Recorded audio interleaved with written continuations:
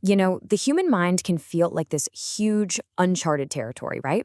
Well, today we're essentially creating a map. We're going to dive into all the different branches of psychology to get a better handle on why we do the things we do.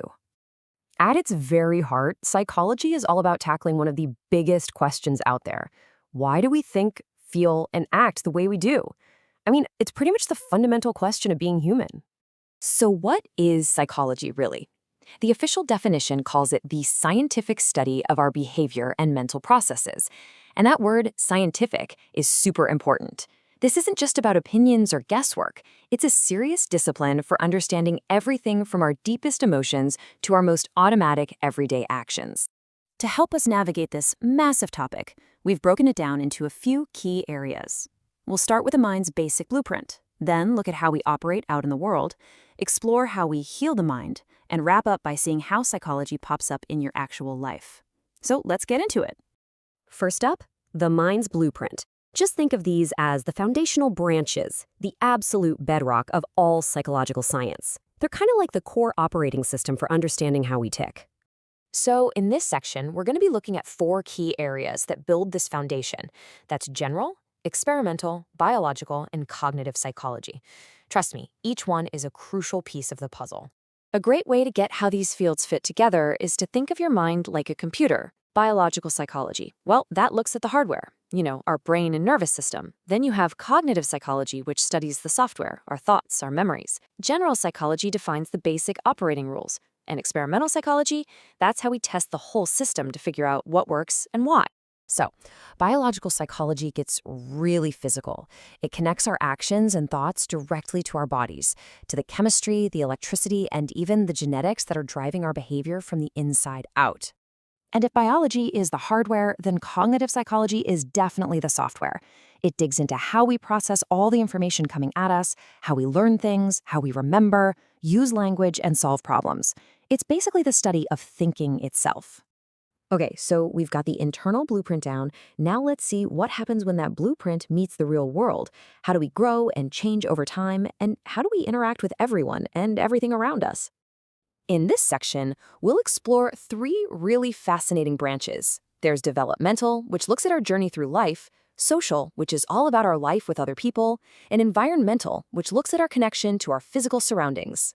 Developmental psychology is, for real, the story of you, from start to finish. It studies all the incredible changes we go through, physically, mentally, socially, across our entire lifespan, from our very first moments all the way to our final years.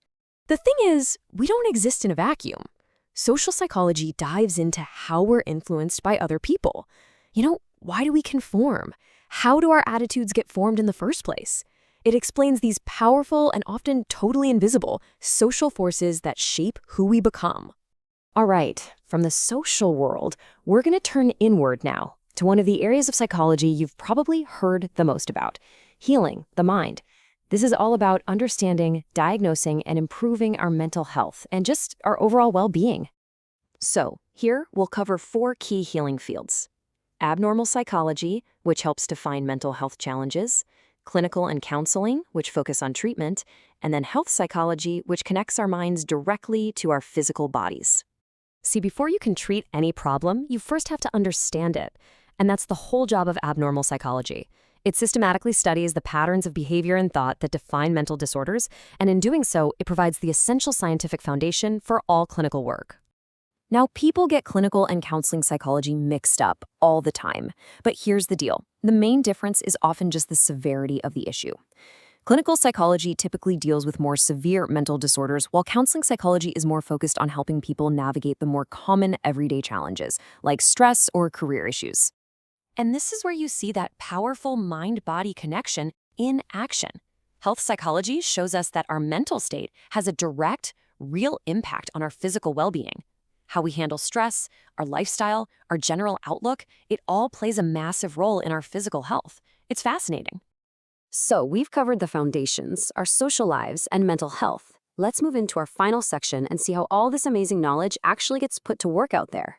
This is psychology in your life.